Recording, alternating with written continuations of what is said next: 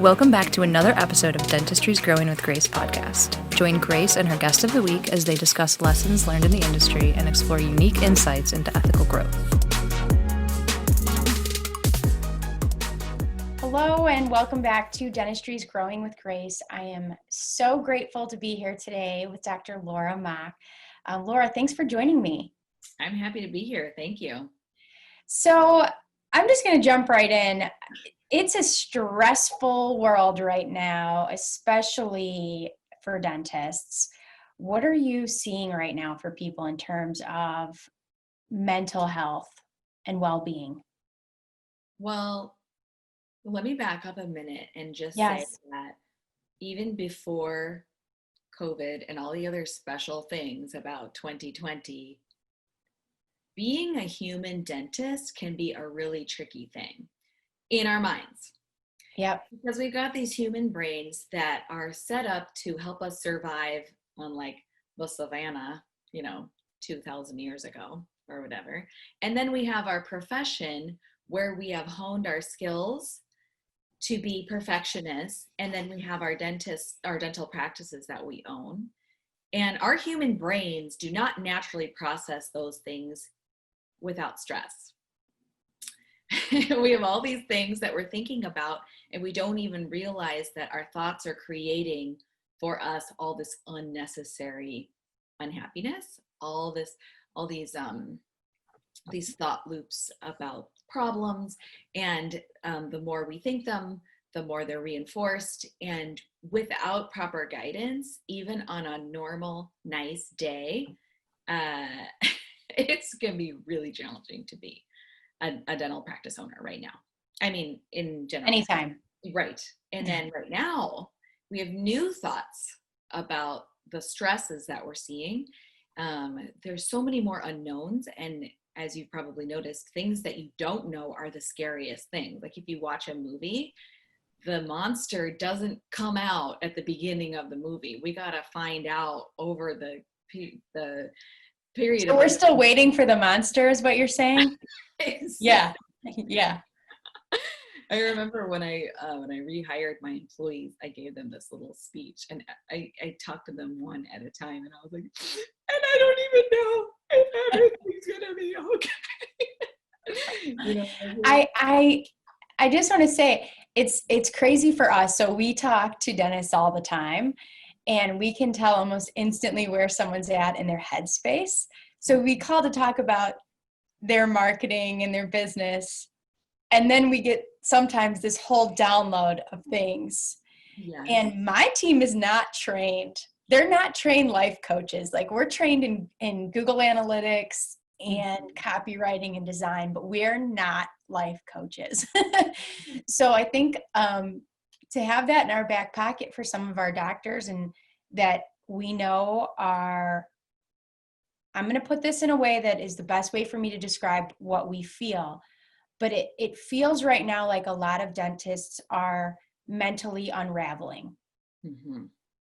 Yeah, so let's address that for a second. And I definitely think you're right. In fact, even here in the Midwest, we have lost 2 female dental practice owners to suicide since COVID started. Yeah. So this is definitely happening, and not everybody is thinking about taking their own life, but it shows that we are in a stressful time, right? But what I want to do is just propose to your listeners that what they're thinking in their head isn't necessarily the only way to think about things. And the reason that's important is because how we think about things affects how we feel. So if I look at my practice and I go, well, we're doomed. 3 months. This is definitely going to be the worst year ever. Then I'm going to feel like crap. And that's going to affect how I act. It's going to affect how I lead, right? But if I take a moment and I go, now just a second, do I actually know? Could I prove it in a court of law that this is going to be a sucky year? Actually, no, I couldn't. In fact, I've heard from many people that they're still having really good years. Or that I talked to some people yesterday. I talked to one doctor yesterday who said she had the best month she's ever had. I would say many dentists would say the same thing. We didn't have our best month ever in June, but we had a pretty darn good month for the fact that we're just opening, we're limiting how many people we're seeing. And so all I'm saying here is, can you ask yourself, is there any other way that I could look at this that would make me feel something else besides despair? So can we play a game? Can I give you a thought or something that we've heard? And Yes. can you give them an example of think this, not that? Can we play that game? Yes. Okay, so I'm going to pretend that I'm your coach. Yes. And I'm going to pretend like I'm the dentist that's unraveling. Okay. Okay. Grace, what is the point of even marketing anything right now? This world is just in such disaster. We don't even know what's going to happen with this presidency. And we're losing everything right now. There's no point in any of this. Okay. Those are the thoughts and that come out as words. Yeah. First of all, thank you so much for telling me how you're feeling. I can see this is a really stressful time.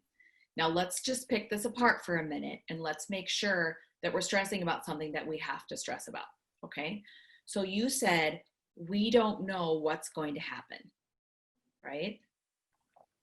And when you say that, then how does that make you feel? We don't know what's going to happen.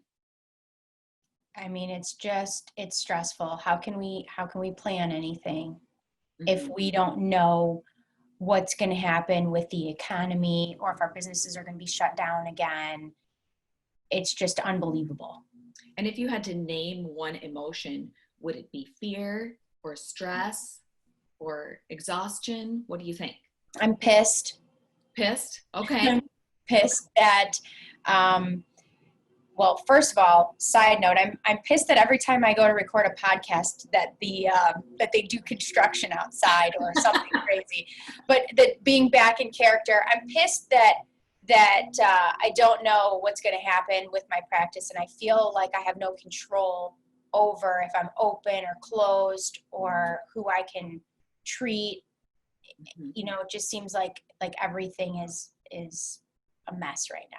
Right. Okay. So that's great. I mean, it's very consistent what you're saying, because when you're mad, you don't feel like you're in control. In fact, that's the main thing that makes you feel mad, is that you're not in control.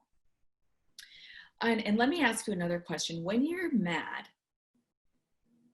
is that a good time for your business? Like, are you your best business owner when you're feeling mad? Definitely not.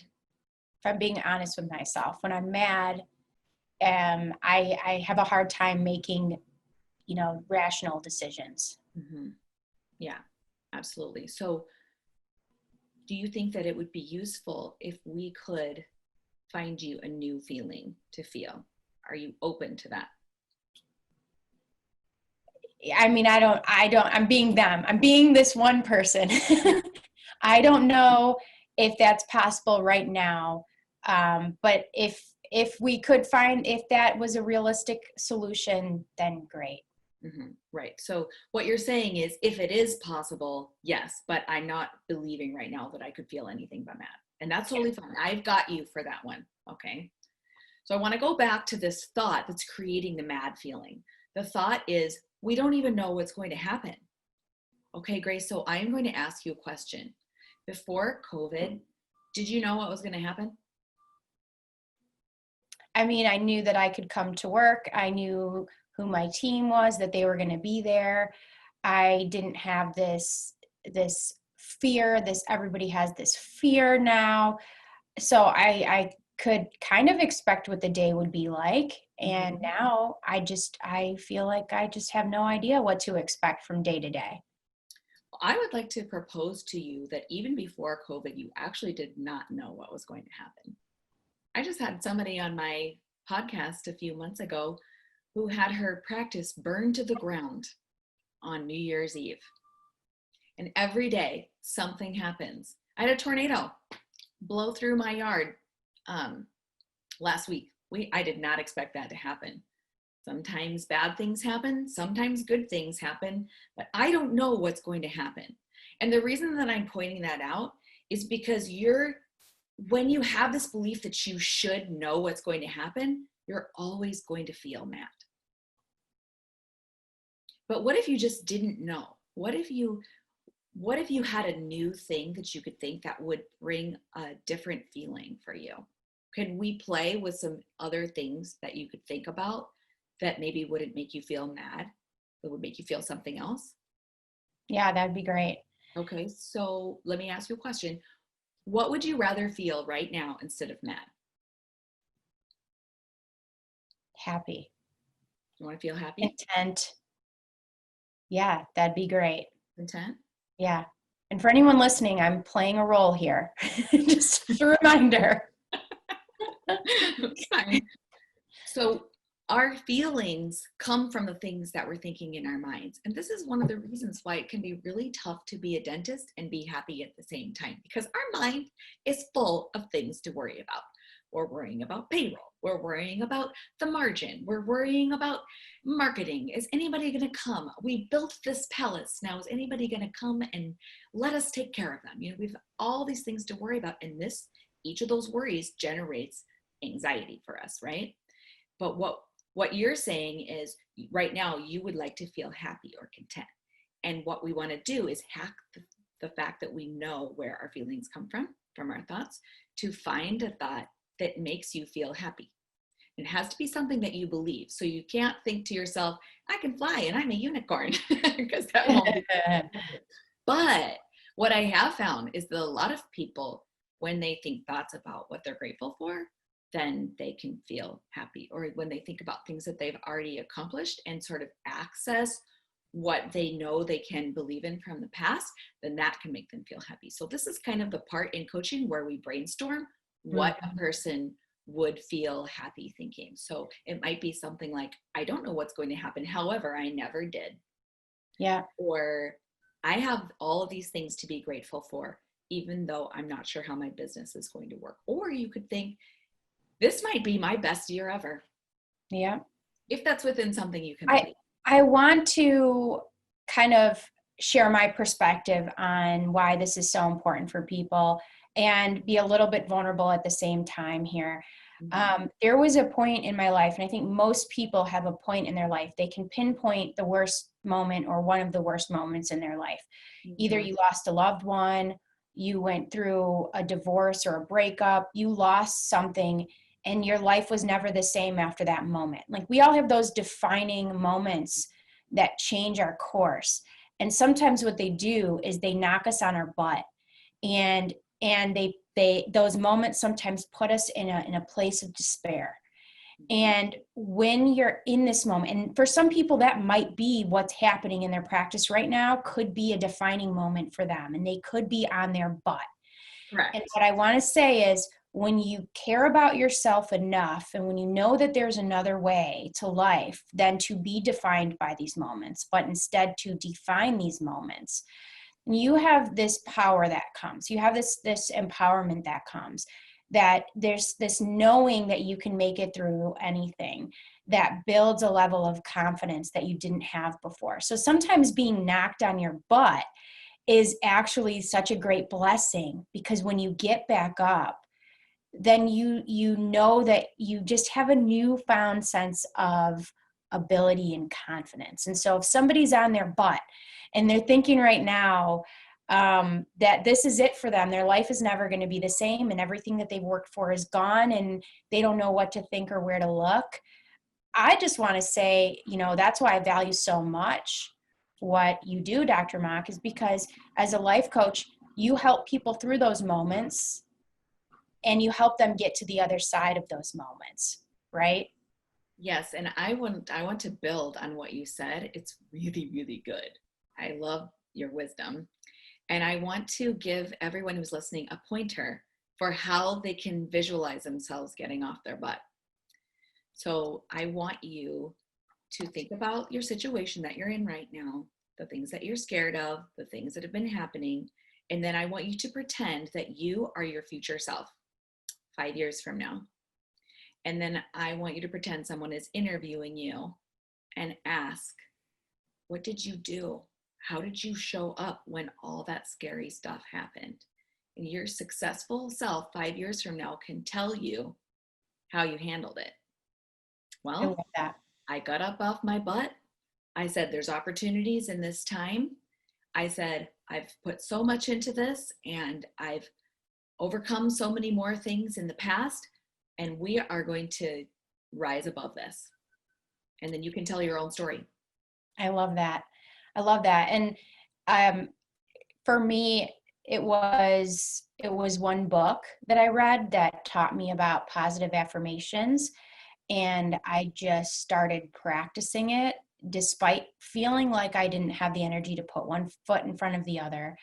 That changed everything for me. I mean, I'm just speaking from a vulnerable place that is a big, big, big deal. And I think at that time, had I known you, had I known, someone that could support me in that, I'd have been able to maybe get there a little bit faster, get there a little quicker, and just feel supported in that journey. And I think that's so important. And I think right now, especially, there's so many people who don't even realize that you don't need a life coach because you're broken. There's also a lot of opportunity to work with a life coach for anyone, just to say, where am I going to go next? Mm-hmm. And so can you talk to me a little bit about what it means to be a life coach for you, and some of the reasons why people reach out? Mm-hmm. Sure. So for me, what it means to be a life coach is to teach someone why or how their thoughts create their lives, and then to help them see what their thoughts are, because we've been living in our brains our whole lives. So we have to have somebody from the outside show us what we've been thinking. And it's very powerful, because all of a sudden, all these things that you've believed or assumed are correct, you find out that you don't necessarily have to believe them if you don't want to. You can see what thoughts have been creating for you in your life. So a lot of times I just meet with someone, 5 or 6 or 8 times, and we do this thing where I show them what they're thinking. And by the time they're done, they are fully empowered now to be like basically onto their brain and see what their human brain is doing that isn't necessarily helpful, and kind of hack around it. So Yeah.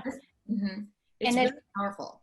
It really is very, very powerful. And it never hurts to have a regular tune-up either, because it's funny how our brains and our thoughts can be affected by what's around us. And right now, so I would say it's been a few years since I've allowed the news to be on in my home. And I shut it off my cell phone, and I really try to remove that influence from my mind. I think that's a big part of why so many people are emotionally and mentally struggling right now. I agree. I think the news is dangerous, because we have to remember the agenda of people who are bringing you the news. Their agenda is to get your attention. It's not It leads. Exactly. So if it's happy and it's good news, then they're probably not going to be talking about it. We're not going to be paying attention. Their job is to get your attention, and that means they're going to focus on negative things. And you can put that into your brain if you want to. I used to say, well, I like to be informed, but what I found out is that's actually not a very accurate way to get informed anyway. And it doesn't feel very good. Yeah. Yeah. And it leaves us in this state of being influenced by that. And I think a lot of people think that they're immune to influence, and we're not. We're human beings. We're programmed to be affected by the things around us. We're a collective, and we do have an impact on the people around us. And it's up to us to choose if that's going to be a positive impact or a negative impact. I agree. Yeah. So, yeah, sorry, go ahead. Okay, yeah, let me say one more thing. Yeah. We each have a collective in our practices too. And as the dentist and the owner of the practice, we are the leader of that collective. And so one of the things that I do in my work is I teach the owners of practices to really understand the brains of those who work for them, so that when they lead, they're leading in the most effective way, the way that helps the dentist and the employees understand each other and have the best outcomes. So it's amazing how the coaching can take your leadership to a whole new level. I think that your mindset and your thoughts are the number one influence on the culture of your business. And I know people might disagree with that, but I mean, we think as business owners that if we buy lunch a lot and we create these things and these systems, these tangible things, that all those things create culture. And I think they are like a drop in the bucket compared to your mindset, your attitude, your mentality, and your level of happiness. Mm-hmm. Happy people are drawn to happy people. And if you want to be happy at work, you've got to lead that with your thoughts. And yeah, I know this sounds so basic when I say it. It sounds so, I feel like I'm saying such basic things, but I think a lot of people don't take the time to really evaluate their thoughts. Correct. Yeah, we just let them autoplay. They've been autoplaying the whole time. And even just taking a few minutes to just look at what you're thinking can be really revealing. And those thoughts are creating your business right now. Yes. So it's worth it, even if it's just for the money. It's not for the happiness, just for the money. Oh my gosh, I love you. So that's great. So tell me about, well, first of all, I want people to know about your podcast because I want people to be a part of it. I want them to hear about it. Tell me, what are some of the topics you talk about on your podcast, and why would someone want to learn about that? Okay, so my podcast is called Feeling Good, a podcast for dentists, and you can find it on all the places you can find it. Plus, it's on YouTube because it started on YouTube back when I first started. It was only on YouTube, and I like to wave my hands around in faces. So if you're someone who likes to take things in on video, you can find it there too. And basically, we just go over the kind of things we've been talking about today. Like, for example, the episode that dropped yesterday is literally about how your employee's mindset creates your business. And so as the leader, understanding how you affect your employee's mindset, whether you want to or not, whether you're meaning to or not, you are totally doing it, how that affects your business and your bottom line. It's like a 15, 20-minute episode. And I mean, like I said, even if it's just for the money, even if you don't actually want them to be happy, or even if you don't think that you need to be happy, it's so valuable to listen to episodes like so yeah, and we talk about why your own feelings matter and how to affect your own feelings, because we think that we can't control our feelings, but we actually can. So we talk about how to affect our own feelings. I'm trying to teach my 6-year-old that right now, that she has control over her emotions, and she doesn't feel that she has any control. So it's a fun lesson. Yeah, she'll agree with you by the time she's like 25. So do you recommend, like, what do you recommend for someone who's like, you know what, this sounds really interesting. I would love to learn more about becoming a life coach, what that would bring to my life. Where would you advise someone that's interested in that? Well, besides my podcast, I mean, I'm assuming people that are listening to this are podcasters, right? They listen or they make them. There's a really good life coaching podcast. It's called the Life Coach School Podcast by Brooke Castillo. And you'll feel so empowered. Even if you just listen to her podcast, you will feel so empowered to be in charge of your own feelings and your own thoughts and create your own destiny. And then, of course, mine. And I have some freebies, like the freebie that I just came out with last week is a step-by-step guide for how to positively correct your employees. Ooh. It is so good. I've used it. I mean, I've been developing it for years, but after I went through life coaching certification, I tweaked it. And after I typed it all out, I used it last month, and I literally blew my own mind how well it went when I used the step-by-step guide. I need that on a huge, would it be offensive if I put it on a huge board so everyone knew that I was working through the steps of being, that work? I can tell you every time I correct an employee now, I have papers in front of me because I want to go, step by step. So can you give me a little insight as to that for people who are maybe listening in their cars and want to walk away with a little nugget of that? Yeah. The very first step is to look at your own feelings, because if you're mad or resentful when you correct the employee, it's not going to go well, and they're totally going to know what you're feeling, even if you try to make it seem like you're fine.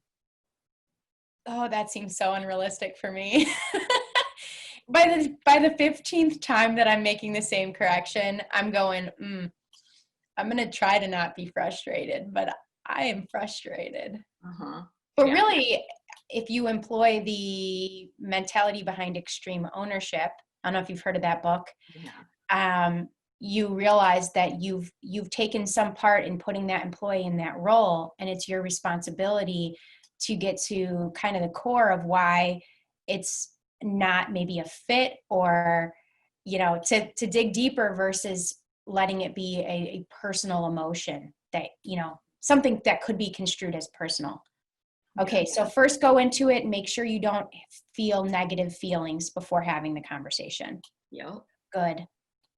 And then the very next thing that you're going to do is you're going to picture your employee, and you're going to ask yourself, if you could choose, what feeling would you want your employee to walk away with? Okay. Because that's going to carve out how you talk to them, right? If your goal is to help them walk away feeling like they understood, or that they're appreciated, or that they really have some urgency in the corrections they need to make, each of those things is going to give you different words, right? Oh man, that's good stuff. Okay, so you decide, you go into it thinking, how do I want this other person to feel coming out of this conversation? Yeah. I always want people to feel positively coming out of any conversation, even if it's a tough conversation. I don't want them walking around feeling that it was maybe not resolved in a positive way. Right. And I want to emphasize that you actually can't control that. However, a good employee and a good leader, it actually works, because that employee wants to follow you. Okay. And if you're not controlling it, if they're not following you, then it might be time to separate. Right. And that's okay too. Yeah. Yeah. That feels like the end of the world for a lot of people. Mm-hmm. That feels catastrophic. Yeah. But it's a part of it. What if it's the best thing that ever happened? It sometimes is. There's this person looking for a job and they're a perfect fit, and I won't name names, but I will say sometimes it is the best thing that could ever happen to your business. Yes.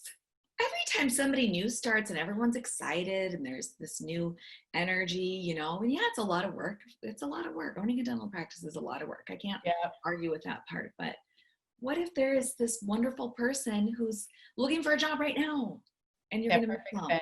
Yeah. Because you're holding on to this person who won't follow your leadership. So that's step 1. Step 2, how many total steps are there to this? I think it's 5. Okay. Because the very next thing that you got to do is actually 1 step, but it's really 4 steps. And it's like how you define exactly what they did and how it affects the practice. Yes, and why it's important. Mm-hmm. Yep. And then defining exactly what's going to happen if they don't correct themselves, because you have to have a reason, because change is hard, right? I don't want to change. I don't want to work harder. They have to have a reason that they're going to change their actions. Yeah.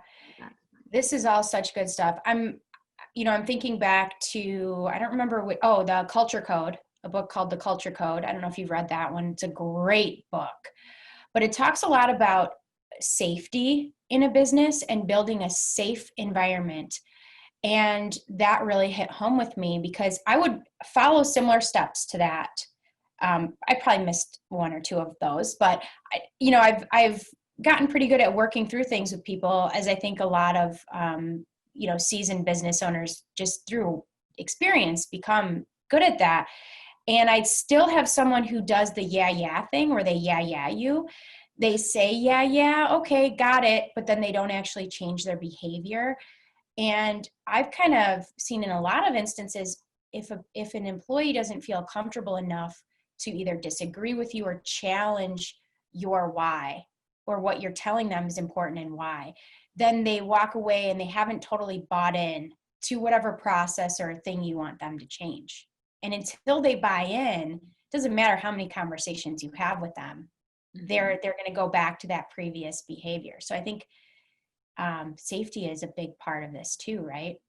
I agree, because if your your employees don't feel like we're having an open conversation where they're safe to say what they want, then whatever problems they're seeing, they're not telling you. That's so dangerous. You really need that open trust, that safety. So, well, as always, I just think you bring so much value in any conversation. How would someone get in touch with you? How can someone listening learn more about how you might be able to help them in their practice and in their life?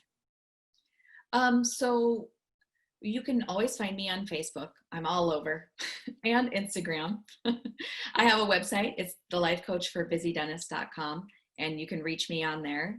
And of course, listen to my podcast. It's free. Enjoy it. It's there to benefit everybody. So yeah, Wonderful. Thank you so much for having me on here. I think you're doing great things too. And by the way, I interviewed Grace for my podcast, which is coming out in a couple of weeks. And we had a great conversation. It's always fun. I think we enjoy a lot of the same things and the same, challenging thoughts. And so it's always fun to talk with you. So thank you so much. And for everyone listening, thank you so much for being a part of Dentistry's Growing with Grace. Join us next time. You can find our Facebook group, Dental Marketing with Grace, or you can visit us online at identitydental.com or gracerizza.com. I hope you all have a great day.